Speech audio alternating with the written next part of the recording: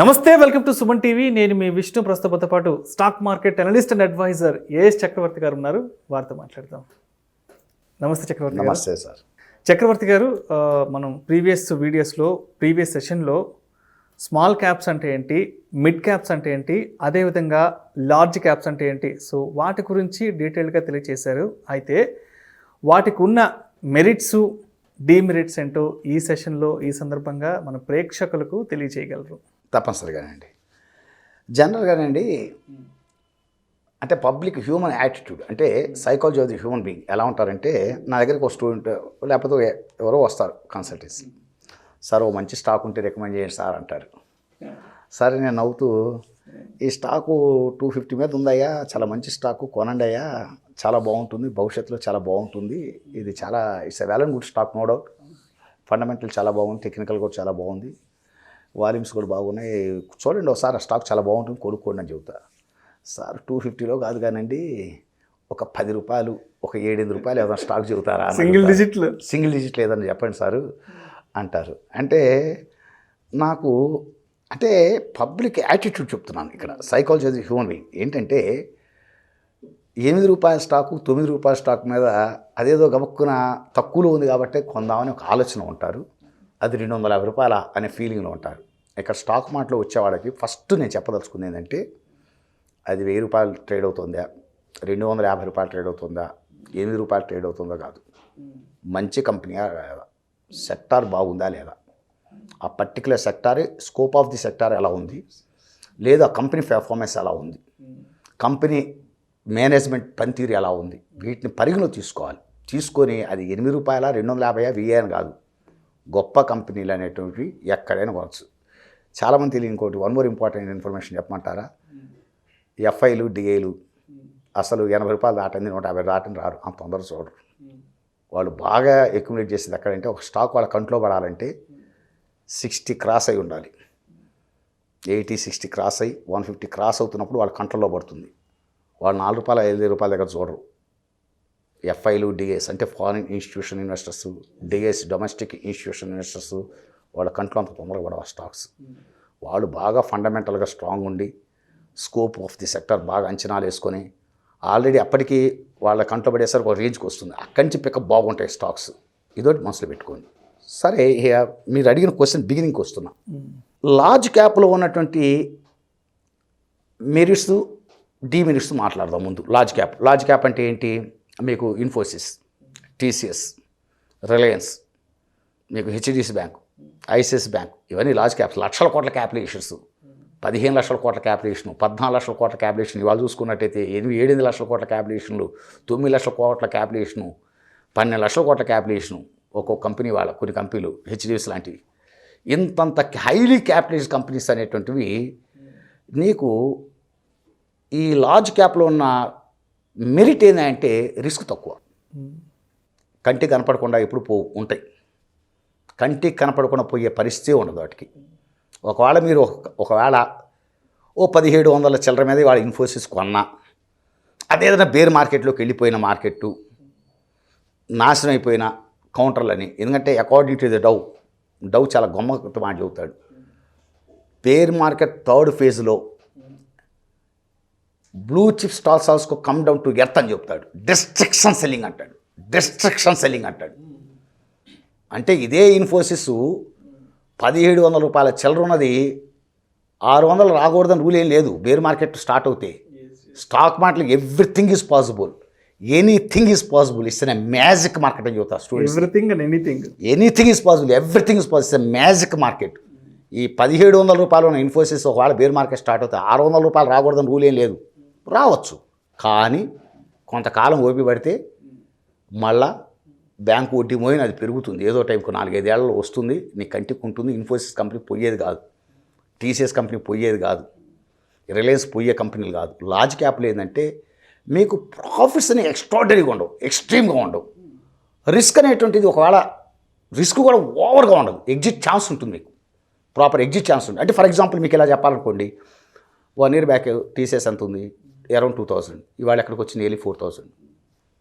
ఒక అంటే 100% పెరిగింది. ఇన్ఫోసిస్ ఎక్కడుంది, 900 చిల్లరలో ఉంది, ఇవాళ 1700 చిల్లర. నియర్లీ 100% పెరిగింది. మీరు హెచ్డిఎఫ్సి బ్యాంక్ చూసుకోండి, మీరు ఏ స్టాక్ అయినా చూడండి, 600 నుంచి 1200, 1400, 1500 అంటే 1.25 అలా పర్సెంటేజ్, 125% అలా పెరిగినాయి. అదే స్మాల్ క్యాప్ ఉన్నాయి కొన్ని.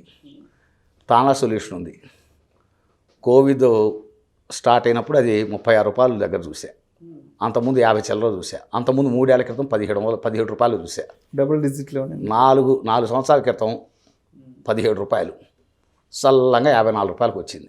కోవిడ్ టైంలో క్రాష్లో 36 రూపాయలు చిల్లరకు వచ్చింది, ఇవాళ 900. అది స్మాల్ క్యాప్. అంటే మీకు లార్జ్ క్యాప్లో 100%, 150% ప్రాఫిట్స్ వస్తాయి. అంటే ప్రాఫిట్స్ ఎక్స్ట్రీమ్గా ఉండవు, ఎక్స్ట్రాడనరీగా ఉండవు. 10 రెట్లు పెరగటం, 5 రెట్లు పెరగటం, 4 రెట్లు పెరగటాలు ఉండవు. అట్టానికి కంటికి కనపడకుండా పోవు, అవి ఉంటాయి. అవి చాలా మంచి కంపెనీలు, వాటి కొనుక్కున్నటువంటి వాళ్ళు అసలు నష్టం ఉండదు. ఒకవేళ ఏదన్నా తేడా పడి ఇన్వెస్టర్స్ ఏదైనా ఊహించని సంఘటన జరిగి మార్కెట్లో క్రాష్ అయినా మళ్ళీ ఒక 2-3 ఏళ్ళు ఓపి పడితే వాళ్ళ అసలు డబ్బు రావడానికి ఛాన్స్ ఉంటుంది.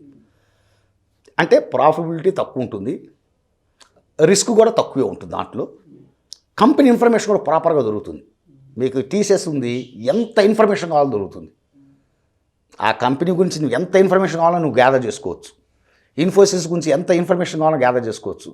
క్వార్టర్ రిజల్టు, రేపు క్వార్టర్ ఎలా ఉండబోతుంది, ఇప్పటి నుంచి గ్యాసింగ్ స్టార్ట్ అవుతుంది. అక్టోబర్ అంటే అక్టోబర్ ఫస్ట్ వీక్ నుంచి స్టార్ట్ అవుతుంటాయి. టీసీఎస్ ఎలా ఉండబోతున్న రిజల్టు, ఇన్ఫోసిస్ ఎలా ఉండబోతున్న రిజల్టు, ఐసిఐసిఐ బ్యాంక్ ఎలా ఉండబోతున్న రిజల్టు స్టార్ట్ అవుతుంది. అంటే ఇన్ఫర్మేషన్ గ్యాదరింగ్, పక్కా ఇన్ఫర్మేషన్ గ్యాదరింగ్. ఇదిగో ఐసిఐసిఐ బ్యాంకు డిపాజిట్స్ ఇంత యాడ్ అవుతున్నాయి, ఈ క్వార్టర్లో ఇంత యాడ్ అవుతున్నాయి, ఇంత లోన్స్ ఇవ్వబోతున్నారు, లోన్కి ఇంత డిమాండ్ పెరుగుతుంది. ఇలాంటి ఇన్ఫర్మేషన్ మీరు ఏ సెక్టార్కి సంబంధించి ఆ సెక్టార్ సంబంధించిన ఇన్ఫర్మేషన్ కానీ, పర్టికులర్ కంపెనీ సంబంధించిన ఇన్ఫర్మేషన్ కానీ విపరీతంగా లార్జ్ క్యాప్లో దొరుకుతుంది. అంటే లార్జ్ క్యాప్లో ఇన్ఫర్మేషన్ దొరుకుతుంది, ప్లస్ పక్కా ఎగ్జిట్ ఛాన్స్ ఇస్తాడు, మేలుకునేవాడికి ఎగ్జిట్ ఛాన్స్ ఇస్తాడు.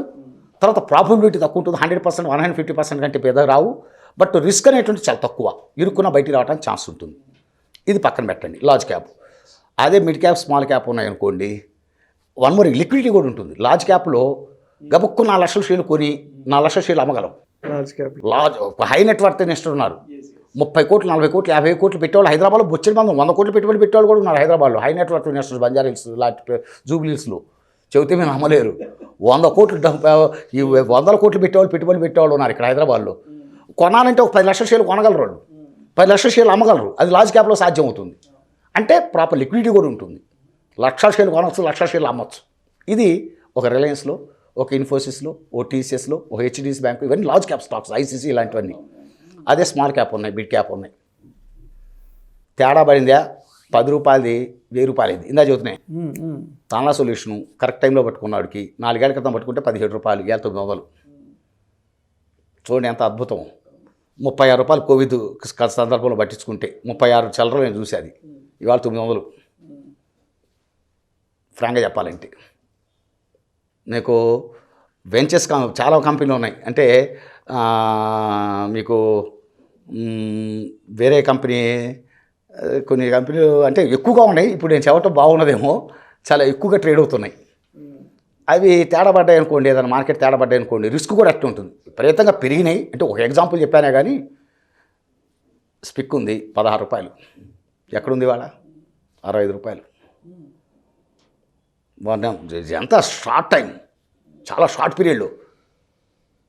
హిమాచల్ ఫిషరీస్ కమ్యూనికేషన్ లిమిటెడ్ ఉంది 16 రూపాయలు 2 ఏళ్ల క్రితం, ఇవాళ 95 రూపాయలు చిల్లర. ఇదే హిమాచల్ ఫిషరీస్ నేను 2007లో ఎగ్జిట్ అయ్యా, 63 రూపాయల మీద అదృష్టం కొద్ది ఎగ్జిట్ అయ్యా. నేను ఎగ్జిట్ అయ్యా, నేను 40 రూపాయల మీద కొని 63 రూపాయల మీద ఎగ్జిట్ అయ్యా. నేను అమ్మిన 2 సెకండ్స్కి డౌన్ సీలింగ్ కొట్టాడు. 2 సెకండ్స్ కాదు, 1 సెకండ్లో డౌన్ సీలింగ్ కొట్టాను. నా అదృష్టం కొద్ది ఎగ్జిట్ అయ్యా. వచ్చి 40 దగ్గర ఆగింది డౌన్ సీలింగ్. హిమాచల్ ఫిషరీస్కి 40 దగ్గర 2 రోజులు ఆగింది. అక్కడ డౌన్ సీలింగ్ కొడితే, లోయర్ సర్క్యూట్ కొడితే 20 రూపాయల దగ్గర, 22 రూపాయల దగ్గర ఆగింది. అక్కడి నుంచి 29కి ఆపరేట్ చేశాడు. అక్కడి నుంచి కొడితే స్లోగా 5 రూపాయలు కొట్టుకుంటూ వెళ్ళిపోయాడు.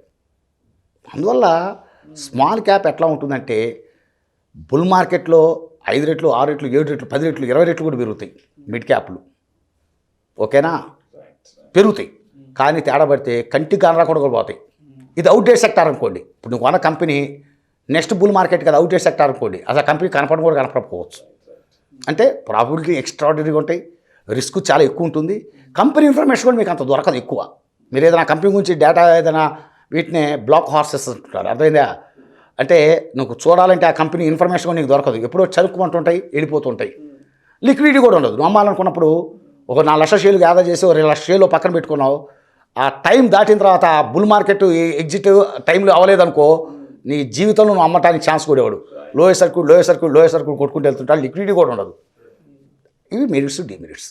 Thank you so much Chakravarthy గారు. అంటే ప్రీవియస్ సెషన్లో అసలు స్మాల్ క్యాప్ అంటే ఏంటి, మిడ్ అంటే ఏంటి, లార్జ్ క్యాప్స్ అంటే ఏంటి, అండ్ ఇవాళ ఈ సెషన్లో వాటిల్లో ఉన్న మెరిట్స్, డిమెరిట్స్, సో వేటిలో ఇన్వెస్ట్మెంట్స్ పెడితే అవి మన టైం బాగుండి మళ్ళీ ఏ స్థాయికి వస్తాయో కూడా చాలా డీటెయిల్డ్గా మన ప్రేక్షకులకు తెలియదు. నాకు తెలిసి ఒక సెకండ్లో చెబుతా.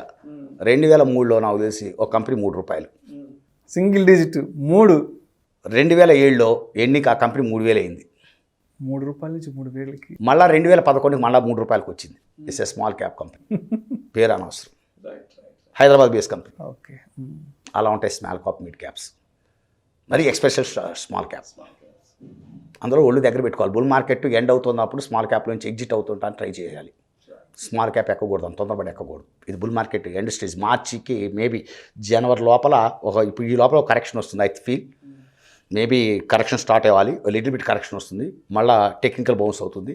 జనవరి మార్చి లోపల ఈ బుల్ మార్కెట్ ఎండ్ అవ్వటానికి ఛాన్సెస్ ఉన్నాయని నేను అనుకుంటున్నాను. That's my ideology. ఈ లోపల మ్యాక్సిమం ఎగ్జిట్ అవ్వటానికి ట్రై చేయండి స్మాల్ మిడ్ క్యాప్.